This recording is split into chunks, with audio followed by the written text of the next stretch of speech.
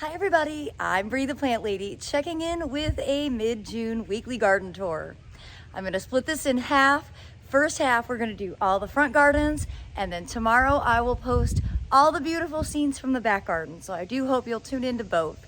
So without further ado, let me turn this camera around. Well, I'm starting right here because this is sort of the last remaining patch of cottage garden that's still flowering. And I really think the reason it's still flowering is because I water it. This also got sown relatively late. I believe this was in early February. And it's Eschscholzia, the California poppy, and the Reese poppy, Papaver Reese. And this combination is great. You know, its habit is to be kind of floppy, but the colors, the magic of it just can't be denied. And I'm so happy to have this little patch. Of course, right here, key to everything in gardening is easy access to water, because we are so hot and so dry here in central North Carolina. I don't know why the news isn't shouting from the treetops that we are in a severe drought, but we are. But this little area is doing great because I've got hoses right here, and every time I walk out, I notice if things are dry and I am attentive to them. And that really is the most critical part of gardening through the summer season. Now, I'm gonna post a separate video later on in the week about all of the containers, so I'm not gonna get into the weeds on all the pots that are growing, but I did wanna show you this south-facing border that I renovated 2 weeks ago. You know, it started off very innocently with just doing cutbacks on the Kufia. All of that is growing well. You can see where the cut was, and now you've got 2 new growth points instead of 1. That's just called breaking the apical dominance. And well, all of the other plants in here, the big bat-faced Kufia, the peppers, okra, that one random squash, the coleus, the basil, and of course the rice are growing great. You can see the rice, the black mudras, is really starting to show that nice purple hue. You can see it's established well enough now that we've got standing water in the pot. But I am seeing something really kind of gross and interesting that I don't totally know, but I'm gonna research. I've got these long skinny worms in here. See them? All along the edge.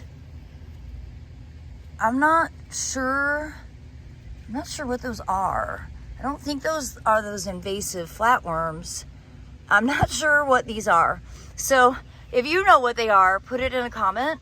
I'm gonna do some Googling to figure it out, because there's a lot of them. Like, they're all around the edge of the whole thing.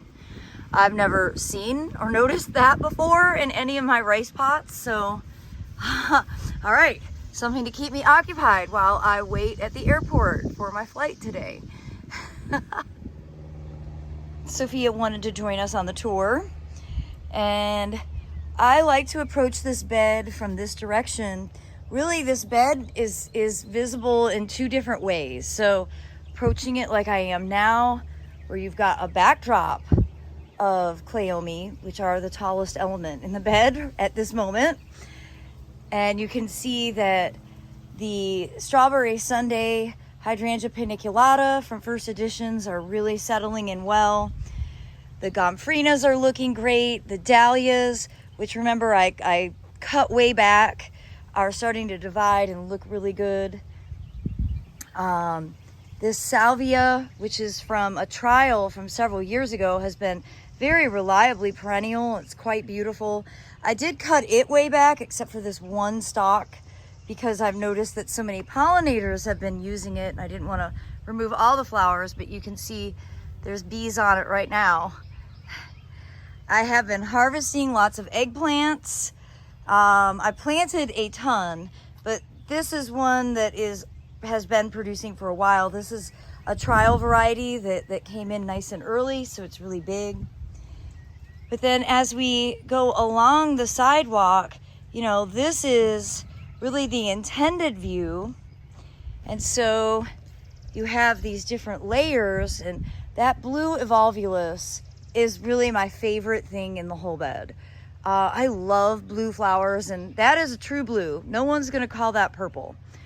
And I really like this combination. And to be honest, I did it because I wanted it to match the house.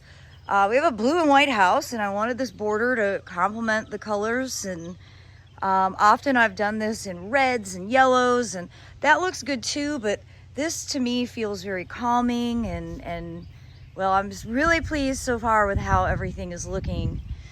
Now, we haven't done anything over here. I'm like basically not really home until the middle of July. So I'm kind of setting my sights that this is going to be something that we tackle a little bit later. Because I do have to be realistic about my time frame.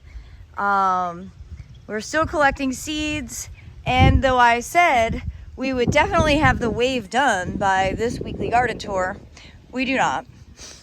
We do not have the wave done, but it is on the list for first thing Wednesday when I do get back into town. So I'm looking forward to giving you an update, and I'm really looking forward to getting this thing watered. Everything is so dry. You can see the poor cosmos are really wilted, but I don't want to water because it's going to make ripping out all of the grains and the spring stuff that much harder. I mean, what would be ideal is if we got some rain. There is no rain in the long-term forecast at all, which is really disturbing. And, well, droughts are terrible. So you could see lots of leaves on the ground. That is from dry.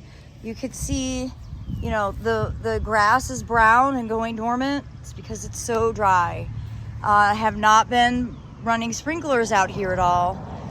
But the one plant that really appreciates this climate, Mediterranean native lavender. I usually struggle to grow lavender. This one has actually been quite exceptional. This is, I think, Blonde Ambition. And I've had it at least a decade. And, you know, I've always attributed it to doing well because it's adjacent to this live oak.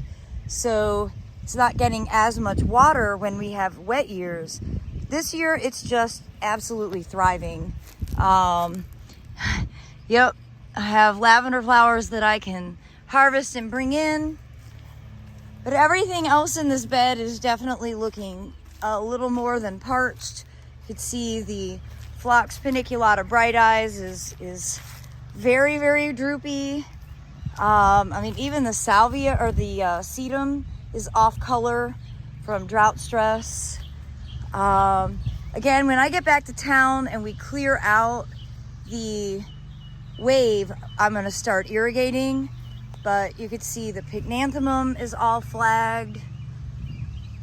It's just really quite sad. Boy, drought is terrible. Look, I might be the only person in the world who kills sumac. For most people, it's kind of a bit runny and invasive. For me, look, it's completely dropped all its leaves. Hopefully it's just dormant, but I don't know, it's feeling pretty dead. Oh, that's so sad. Oh well, I guess I just wasn't meant to have. That was that nice chartreuse one, Tiger Eyes. And we need to cut back all of the Silene. Again, very wilty phlox. It's just it's sad to see everything looking like this in June. You know, I sort of expect this in August, but not this early. And El Nino years tend to be very dry. So we've got some major maintenance out here, but with the three of us, we'll be able to tackle it pretty quickly. And, well, everything will benefit from having the sprinkler run on it because it's in desperate need of some water. Now, as we come along here, these echinacea, which have all self-sown over the years, are doing really well, but the deer are eating them so badly that I'm not getting many flowers. You see, like, every single stalk has been nibbled. Got a couple of weak, thirsty blooms here, but pretty much the entire stand has been eaten on a regular basis. So, you know, I don't know what to say. I can't fence the whole property. That's not economical. And deer are a part of reality, so it is what it is. Soon these Hydrangea paniculatas will be in bloom. You can see they are budding. And I haven't been watering over here. This is an area that gets sort of notoriously dry. So to put this back on the water radar, I do have a hose and sprinkler attached to make it easy. So to start watering with more regularity, unfortunately. But everything here on the north side of the house is very well established and looks very good. Because this is more shade, it tends to not be as dry and as dramatically wilty as some of the more full sun areas. But you can see even here, you know, as we get into the deep shade from this live oak, like this bird planted Calicarpa is wilting. So everything will definitely benefit from a little water. Be better if it fell from the sky, but I guess that may be out of the question this year. Well, remarkably, this shade border is looking kind of less wilty, and I don't totally understand why, other than that I have been running the sprinklers in those full sun native beds, and maybe some of that irrigation water is getting into this. The eucomas look great. You know, I'm definitely coming to appreciate South African native plants more and more, especially after having been there. But they are much better adjusted for drought tolerance than many of our native plants are. So, you know, eucomis, Kniphofia, really don't skip a beat. In fact, this one is just now getting ready to flower, which is pretty great. I don't remember the cultivar name. I've had insects coming through and sort of wiping out the foliage of the Baptisia. You can see here is the caterpillar. I need to research what this is, whether it's good or bad. Generally the Baptisias are pretty hardy and they come back, but you know, if that's a non-native caterpillar, I should probably just go ahead and treat it with something and not have it completely defoliate the Baptisias. I've been amassing a collection of Baptisias and I prefer not to lose them. But again, I'm not totally familiar with what this is, so I have to do some Googling, not only on those crazy worms, but on this caterpillar here. So remember, if you know it, please put it in the comments. I rely on all of you. I genuinely read your comments and take your advice with great regularity. I hope you recognize that. Well, and despite being super dry, this Hydrangea quercifolia Jetstream is looking fantastic. And look, it's even getting some pink coloration, which is quite rare for us because we don't get very cool at night. Like, we're now in the mid 70s as a low, which, yeah, it is miserable if you're wondering. But I love this variety. I really love this. I mean, I love this species in general, but this cultivar, Jetstream, is truly remarkable. So I really am charmed by this corner. All the pots at Dennis's bench are looking good. And then this very, very dry border here, we have some seeds to clean up, cut back these poor Shasta daisies that were really beautiful, but they're just impossible to keep watered. But you can really see the Veronicas are doing great. And I put in some Rudbeckia, which I had gotten at a symposium down at Magnolia Plantation in Charleston. And these are really beautiful. I have been trying to keep this watered. Like when I water the pots, I add some water here. It's a really dry bed, but I'm really happy with what is blooming. And of course, this fantasy crepe myrtle, the Lagerstromia farii, is in full bloom.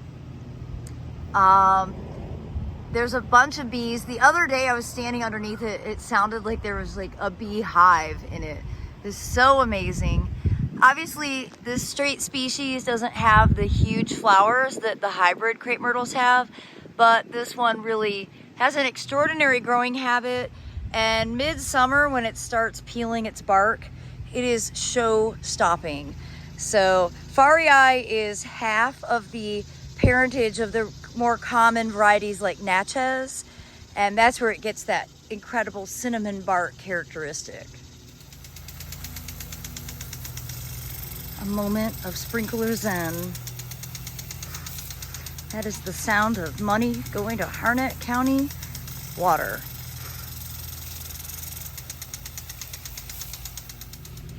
Well, I hope you've enjoyed part 1 of the weekly garden tour, and I look forward to sharing another update with you tomorrow from the back gardens. As always, thanks so much for watching, and happy gardening, everybody.